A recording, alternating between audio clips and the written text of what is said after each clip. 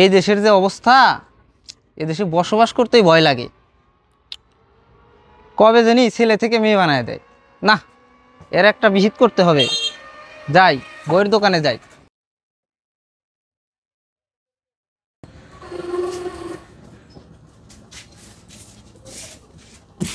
ভাই, আপনার দোকানে কি সপ্তম শ্রেণীর বই আছে? জি ভাই আছে।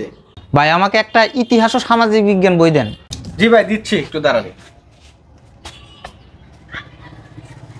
এই যে ভাই নেন। ভাই, বইয়ের দাম কত?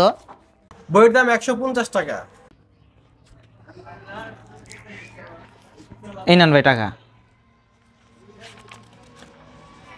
ভাই, শরীফ শরীফার গল্প কত পৃষ্ঠায় ভাই?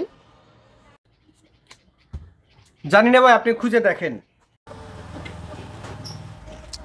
না, গল্পটা যে কই, শরীফ শরীফার গল্প কত তো পৃষ্ঠায় যে।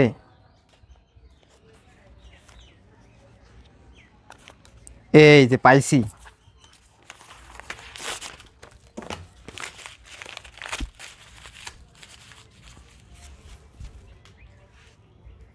কিরে, লোকটি কি পাগল হইছে? বই ছিঁড়ে ফালাই দেয়।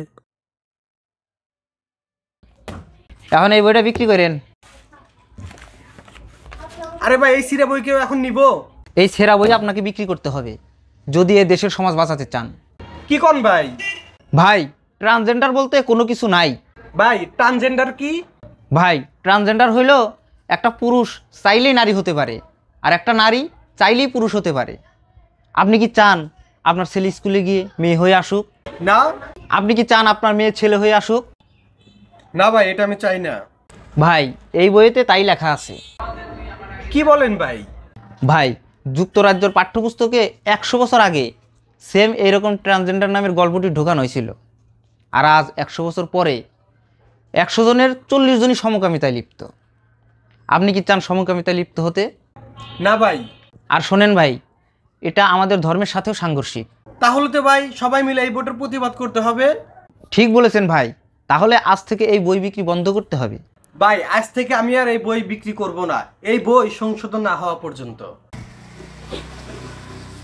এই সপ্তম শ্রেণীর শরীফ শরীফের গল্পের পাতা যা আছে সব ছেড়। ওই যে দেখেন ভাই, সিরা ফালাই দিছি। Very good. তোমার মতন যদি সবাই শিরা ফেলাইতো তাহলে আমাদের সমাজ বাঁচিয়ে যেত।